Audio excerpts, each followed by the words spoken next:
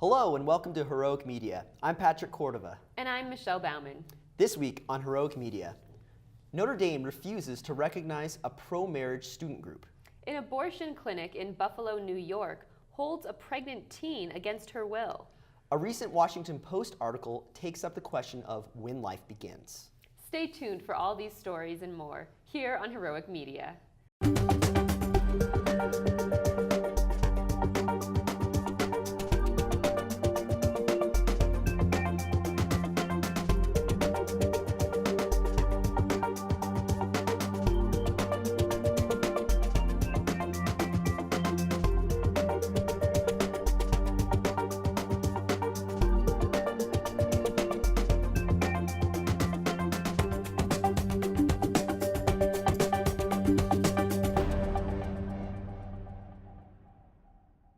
So here at Heroic Media, we deal with headlines that really revolve around issues of family, marriage, and life. Yeah. And the reason that we have that focus is that those are really fundamental moral issues. They're really foundational for our society. Yeah, exactly. And a lot of times the stories we'll talk about will have the topic of abortion or euthanasia, embryonic stem cell research, human cloning, or homosexual marriage. Exactly. And so what's our first story? Thanks, Patrick. First for today, the University of Notre Dame is under fire after refusing to grant official club status to a student group defending the definition of marriage. Yikes.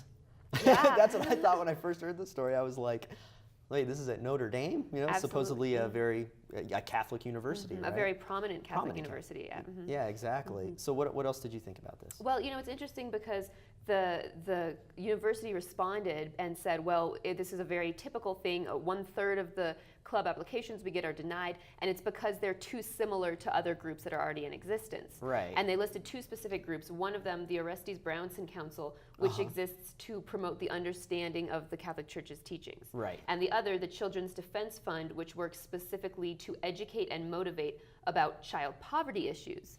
But then when we look at the group in question, the Students for Child-Oriented Policy, that's not what they do. Neither one of those things is what they do. Yeah, exactly. And so they say, we're actually not Catholic, we're not explicitly religious at all. We're focused on nonpartisan, non-sectarian views on child-oriented policy. So looking at public policy and how it affects children. Exactly. And that it seems to me like it was just pure ignorance. Like they didn't read what they had wanted to do, or more likely, in my opinion, they probably read what their group was about, and then they figured, well, this is such a divisive topic that we don't want to allow them in, and we'll just say, oh, there's already groups that cover that, right? So that's what it seemed like to me. And it seems like almost like, so there's this other group, right? Again, I can't remember the exact name, but it's a Catholic group devoted to the teaching of the Catholic Church. The Orestes Brownson Council. Thank you. And that's such a huge, area to cover, right? So it seems like something so prominent as the subject of children in same-sex marriages, or, you know, I think that is such a pertinent subject nowadays that it deserves its own group. It's not really like a subcategory of that Catholic teaching. Right, exactly. And if you look at the other things that this group, the Students for Child-Oriented Policy, was going to focus on, they were going to have presentations on the Common Core curriculum, on how marijuana affects young people's brains, on the United Kingdom's anti-pornography policies, on the problems with no-fault divorce. So they're not just looking at same-sex marriage, they're looking at children's issues and how public policy affects children. And same-sex marriage is one of the issues that can affect the well-being of children. So, you know, they're concerned that it might have been that element of their group that led to them being rejected. And in fact, they had actually led a petition to get the University of Notre Dame to come out in favor of the church's teaching on marriage very strongly, to issue a statement. And after that, there were some complaints for students. Yeah. And after those students complained, that's when the university rejected their club application. Yeah, exactly. And that's what it seems like nowadays, that you have these topics that cause a lot of tension, and then when there's any sort of resistance felt, people just kind of wimp out, you know what I mean? And they give into the pressure and say, oh no, we won't have this group. And so it bugs me, especially because when these types of things happen at like prominent Catholic universities like Notre Dame, it just seems like, especially at a Catholic university, that you should be promoting these things and you know, encouraging them. And that's one thing that really bothered me too about this story, was that an official at the university's student affairs express their disapproval of this group. And so it's like when you even have people at the school itself that are in these management positions and things like that, it just that are officials at the school. It seems like those should be the people that are supporting this the most. Absolutely. At a Catholic university, Absolutely. right? It would make sense if there was like more dissension among the students, perhaps. Right. But at the level of the staff there, it seems like, yeah, you would want to support this. Absolutely. And questions have been raised in recent years about the Catholic identity of Notre Dame. This isn't the first issue that's come up. And given the prominence of the University of Notre Dame, everyone knows this school. As such a prominent Catholic university, they have an obligation not to create scandal. And if they're allowing people to believe that they somehow favor same-sex marriage or that they're totally indifferent on it, that's going to lead to scandal. That's going to lead to people saying, oh, this is okay. It's unfortunate, but that's what's going to happen. So I think they have an obligation to clear things up. And if there is some valid procedural reason for not allowing this group, fine, then they need to come out with a statement clarifying that and saying very explicitly, we support church teaching on marriage. Right. And that's that's what this group is asking for. The one guy, Tim Bradley, he's a Notre Dame student and he was the prospective treasurer of this group. He said, the way we see it, Notre Dame has a responsibility to witness to the truth of marriage as the union of one man and one woman. And that's exactly it. Yeah, exactly. And I don't think there's anything wrong with that, standing up for Catholic beliefs and just that, making a statement so that there's not this, so this scandal does not exist. Absolutely. So what do you think about, Patrick Riley, the president of the Cardinal Newman Society, had this to say about this subject. He said, it's the new political correctness. In certain circles, anti-Catholicism is the new cool. So what do you think about just that? He goes on to elaborate a little bit more, but what do you think about that whole idea of like this political correctness stuff and how that pertains to our Christian and Catholic faith? Absolutely. I think it's a huge factor. I think there's so much pressure that you can't say anything on certain topics such as abortion when it's talked about as women's rights or gay marriage, and that if you do, then somehow that's discriminatory. So there's a lot of pressure on Catholics to just be quiet. Maybe you can hold those beliefs privately, but you'd better not ever say anything about them. And we can't do that. We need to speak up about our values and about our beliefs. Absolutely. That's part of our calling. Yeah, and as Christians, that's what Christ did, and that's what we need to do as well. Yeah. All right, in our next story, a 15-year-old girl was being pressured by her boyfriend to have an abortion. So she went to Buffalo Women's Services, and while she was there, she had a change of heart. And she asked for an ultrasound, but the staff there denied her an ultrasound, and when she said she wanted to leave, they locked her in a room and held her against her will until the police were called. So wow, that's a pretty disturbing story, right? Incredibly disturbing. And we've only heard one side of this. We haven't heard any responses from the clinic itself, so we don't know what their side of the story is. But really curious what about we're that. hearing here is from Abby Johnson, and she used to be a director of a Planned Parenthood clinic down in Texas, and she was an award-winning employee for Planned Parenthood, and then she had a huge conversion. She left. She's now a pro-life, very strong pro-life advocate who helps other people at Planned Parenthoods and in the abortion industry leave. And so she is the one who portrayed this account of what happened, and it is shocking. Yeah, and I remember seeing this on Facebook because I liked her Facebook page or whatever, and I saw all these updates coming in, and I was just like, man, this is crazy. I can't believe something like this is happening. And so, like you said, we don't know the other side of the story, but from this side of things, it sounds pretty crazy. Absolutely. And so, and also, Abby Johnson was mentoring, along with another pro-life person, were mentoring her, this 15-year-old girl. And luckily, when all this was going down, a text was received by both of them. And so they were like, oh my gosh, we need to call 911, call the police and get them over there. So they called the police, and once the police were there, they allowed the girl to go, and she was staying with one of the pro-life advocates for that weekend. So what do you think about her mother being in the other room? Like, can you imagine that? Yeah, and getting kicked out and being concerned when they won't let her in to see the daughter. It's just, the whole thing is just absolutely crazy. And let's look at some of the things they did here and think about whether or not this is pro-choice and pro-woman, because those, of course, are the claims. So first of all, she asks to see this ultrasound, and they refuse to let her see it. Is that pro-choice? Is that pro-woman? Yeah. If you're not allowing her the knowledge, the informed consent to see that ultrasound, how is that beneficial? Right. And then when they lock her in this room and they won't let her leave, again, is that pro-choice? Is that pro-woman? I think this just underscores what the bottom line is here. And it's about abortion. It's about promoting abortion. It's not about choice. It's not about women. It's not about their health or safety. It's about abortion. And if you look at former employees and directors of abortion clinics, they've said, many of the ones who have converted have said that this is about money at the bottom line. That's what it's about. Absolutely. It's all about money. Abortion is a very lucrative business. Absolutely. I don't remember the exact numbers, but something like 54% or so of Planned Parenthood's income comes from abortions. And so it's a large, it's a lot of money that they get.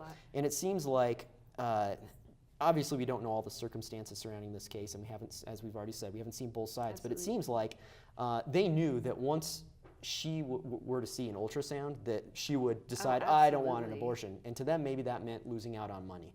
And so, because I don't see any other reason why they would deny her an ultrasound. It doesn't make much sense. Yeah, so absolutely. I just don't get that. You know, statistically, when women see the ultrasound of their baby, they're much more likely to choose life. And that's why there are groups like Heroic Media that really seek ways to connect women with pro-life pregnancy resource centers to help them get the knowledge and the resources that they need to choose life and be supported in that. Yeah. And so I think that's very telling. There's another interesting twist here. This organization, Buffalo Women's Services in New York, it's both an abortion clinic up to 22 weeks, and it's a birthing center. So that's a non-hospital birthing area for women who don't want to be in the hospital, but they want an actual, an OBGYN and a nurse midwife. And it's the first of its kind, too, in the U.S., right? So that's just crazy. To me, it sounds like it's, a wolf in sheep's clothing, to me. That's what it seems like, right? Because it seems like they're almost Planned Parenthood or, these facilities might be, perhaps they're trying to put a twist, because maybe they want to seem more open to life or have that illusion, and so maybe this is why these kinds of facilities are starting to, well, at least this is the first one, maybe this is something that they're trying out, like, oh, look, we're welcoming, we like babies. But according to what happened here to this 15-year-old girl, it doesn't sound like they're very open to the whole birth side of things. Absolutely, yeah, it's just the concept is bizarre. You can go here and you can either walk out with a baby or you can walk out without a baby, depending on what part of it you go to. And it just really, I think, raises the question that if birth is bringing a baby into the world, what is abortion? If you take that same pregnant woman, what happened to that baby? I think I don't think this trend will catch on, these birthing centers and abortion centers, because I think women look at that and I think very realistically it forces them to ask uncomfortable questions.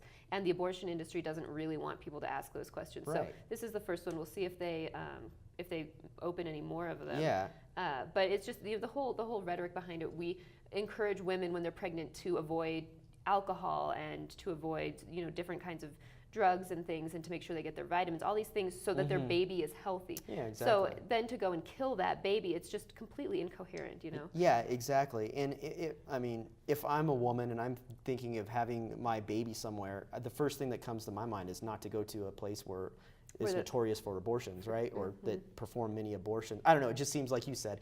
I think you're right about this idea of having these combined centers probably won't spread, because that will spark questions and will kind of trigger something in people's minds. I think so. So interesting. I'm wondering if they'll keep those just as a front, maybe they only have like one person staffed in the birthing center. I don't know, but it's just all guess. But it really just seems like these types of things aren't really focused on women's care. It really seems like they're focused on their bottom line.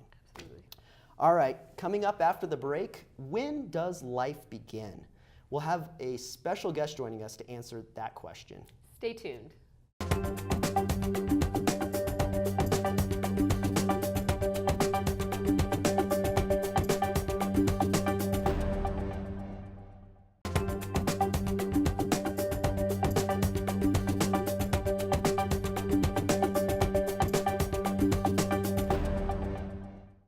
Welcome back to Heroic Media. In case you're just joining us, I'm Michelle Bauman. And I'm Patrick Cordova.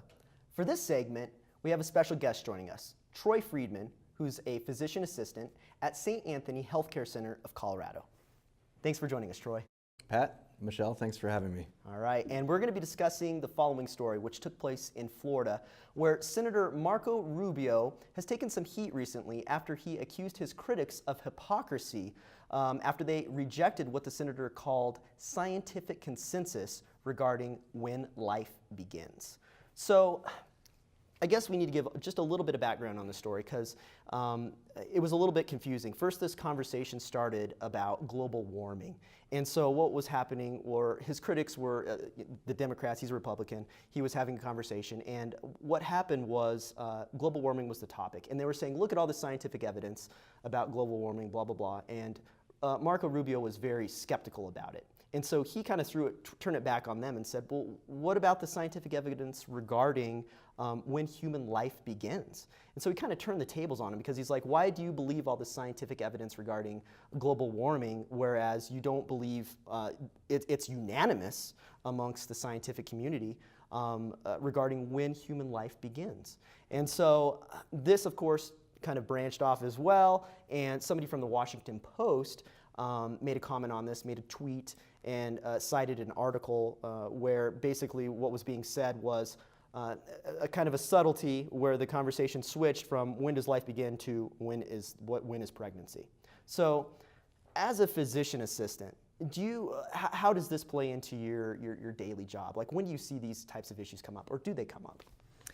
They do, and I think one of the things that I'm constantly aware of is how powerful words are. Yeah. And when there's not a consensus on how those words are defined, it can cause a lot of confusion. And so in my line of work, where I'm seeing patients for a lot of different reasons, Yeah. And including at times, women who are having trouble with their menstrual cycles and that sort of thing. Sure. The issue of oral contraception comes up frequently, and I think it's a source of ongoing confusion for a lot of people when I try to articulate my position about not wanting to prescribe things that have abortifacient properties. Right. When we're inundated in the media and even in statements like the one that was ultimately quoted in here from the president of the American College of Obstetrics and Gynecology, Right. Emphatically stating that pregnancy begins with implantation. Right. Which of course, it has wide implications Yes. Absolutely. if we don't have any problem with anything that has an effect prior to implantation, well, then we can say it's not an abortifacient. So Right. certainly the implications are there. Exactly. So Troy, does the medical community know, can we know with certainty when human life does begin? Or is that really a topic of debate? No, there's no debate. It's an astonishing and frankly despicable position that these guys take when they want to assert that there's these things that we don't know, and there's this ambiguity and this grayness in the matter. Mm-hmm. When they can distinguish with certainty the difference between the different elements of conception, because not everything that is a product of conception is baby. You have the embryo, you have the amnion, you have the placenta, and those other things are a product of conception but are not a genetically distinct human being. Right. So, we can distinguish with precision all these different parts, but somehow there's still this, and again, it I think betrays the fact that there's a political and sort of an architectural, Right. cultural engineering going on to use language that casts doubt on whether or not we're ending a genetically unique human life in these situations. Exactly. And that's why it's such a big deal for Catholics, right? Because we know that scientifically, all these scientific embryologists and all these different studies, there's numerous studies, and they all say the same thing, that human life begins when a sperm meets an egg, and new DNA, there's a new human person, everything. There's a new person is created at that moment. That embryo can only become a human person, right? And it's a unique human person. And so as Catholics, that's why this is a big deal to us. And I think you already hinted on it, but the slight shift in words and how things are portrayed is huge. Because if you can get people believing that they're not killing a human being, then you can legalize anything. And relating to this, right? And so that's what is such a big deal. And I just like to reflect on a quote, because this was quite a bit. I'm not exactly sure how many years ago it was, but Ellen Guttmacher, the former president of Planned Parenthood Federation of America and a leader in the International Planned Parenthood Federation, said the following. He said, "We of today know that man starts life as an embryo within the body of the female, and that the embryo is formed from the fusion of two single cells, the ovum and the sperm. This all seems so simple and evident to us that it is difficult to picture a time when it was not part of the common knowledge." I just think that that's amazing, that who it's coming from and how things have changed. And so in 1959, Bent Boving, a Swedish researcher, said this. He was speaking at a conference regarding contraception sponsored by Planned Parenthood, and he said the following. He said, the social advantage of being considered to prevent conception rather than to destroy an established pregnancy could depend on something so simple as a prudent habit of speech. And that's really, I think, what has happened, right? There's just these little minutiae, the little details, but if you get people to think that they're not killing a human person, then look what can happen, right? One of the things that your quote brings to light is that, there's this thing that people are constantly critical of in history when people go back and revise history and take out what they don't like and leave in what they like, or who wrote the history books and this sort of thing. But the same thing is happening with these sorts of definitions where, there's consensus and these words had meaning. I mean, the word pregnancy itself means before birth, you know? And so, with that definition, I mean, and certainly their scientific knowledge was more limited back in the 15th century when this came into common use, but nevertheless, the understanding was, you've got a unique individual living inside of another individual. This is prior to birth, this is pregnancy. And so, to suddenly go back and say, it's inconvenient for us for this word to mean what it means, and so we're going to change the meaning. Right. Absolutely. And I think it's important to note this is an intentional shift in language. This isn't something that's sort of slowly evolving. This is very intentional. I was actually able to attend a congressional hearing in D.C. A couple years ago that dealt with this topic, and it's significant because there are a lot of restrictions on federal abortion funding, but in a lot of situations, funding of contraception is okay. So for things like Plan B and the morning after pill, there's the question of, is it an abortifacient?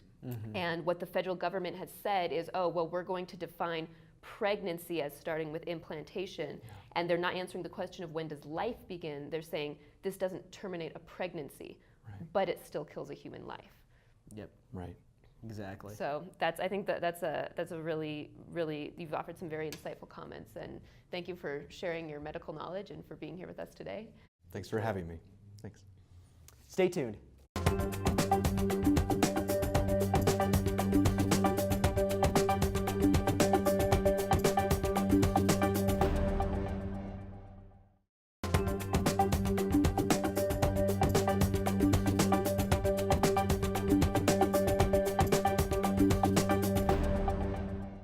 Welcome back to Heroic Media.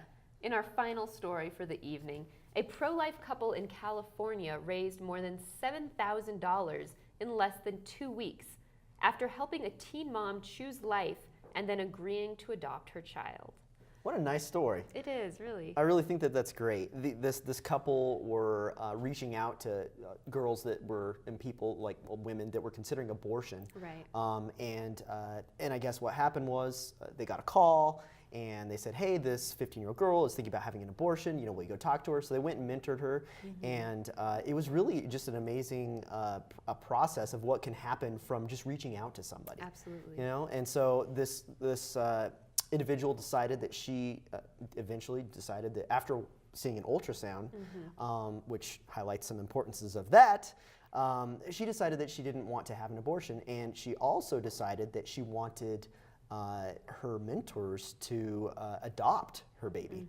So And they agreed. Yeah, and they agreed. So it's pretty crazy. Like that's asking a lot, but I think that's like shows how committed they are, right? Absolutely. Because a lot of times it seems to me like the pro-abortion folks will say, oh, you just, you want the baby alive, you don't really care about it after that, or, whatever. But this is a nice case where this couple who already has a child, a one-year-old, was really challenged directly, and they prayed about it, and they took that challenge head on and decided to adopt. Absolutely. And I think there's a couple interesting things here to highlight. And the first one would be, this is the power of human interaction. So, over and over again, we see Pope Francis talking about the culture of encounter and calling us to encounter other people. Right. And that's what you see here. You see this couple encountering this girl and not just throwing money at her or saying, hey, don't have an abortion, or throwing a sign in her face, but encountering her. And so they met with her, they had lunch with her. The wife, Ashley, took her to the mall, took her shopping for maternity clothes. They brought her to these pregnancy resource centers.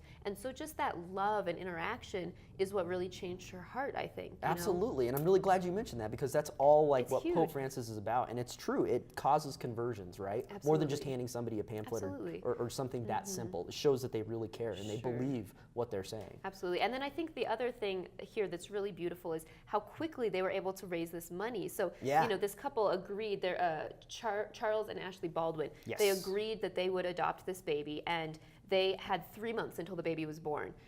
And so they realized they needed to raise $7,000, and that's to cover, you know, paperwork, court fees, medical costs. There's a lot of adoption fees there. Exactly. And so they said, okay, well, we don't know how we're going to be able to afford this, but we're just going to trust God.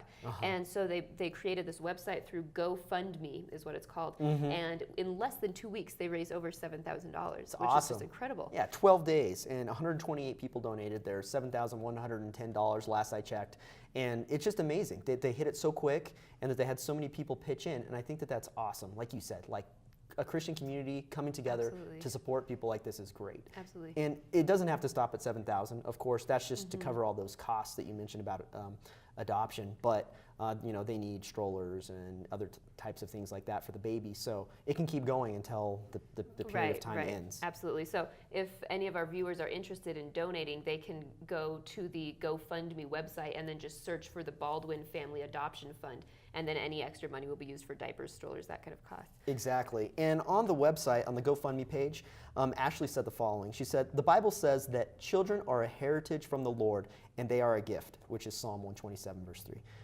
Being involved in the pro-life movement for close to 10 years now, and being a mama to a cute 1-year-old little girl, I know how blessed I am to be chosen as this baby's mother.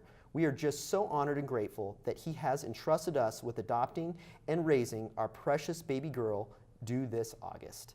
It is a privilege to watch how God is orchestrating the whole thing. So I just think that's such a wonderful outlook, and I love how people really respond to what the Bible teaches on how children are a Absolutely. gift and heritage from God. I just love that. So Yeah. I think that's a great story to end this episode on. Absolutely. All right, that's it for this week on Heroic Media. Please join us next week for all the up-to-date news on the pro-life issues that matter to you. Please feel free to write to us with any comments, questions, or news tips at news@heroicmedia.org. And please visit our website at heroicmedianews.org, where you can read more stories like the ones we discussed tonight. That's it for today. Until next time, keep us in your prayers. God bless.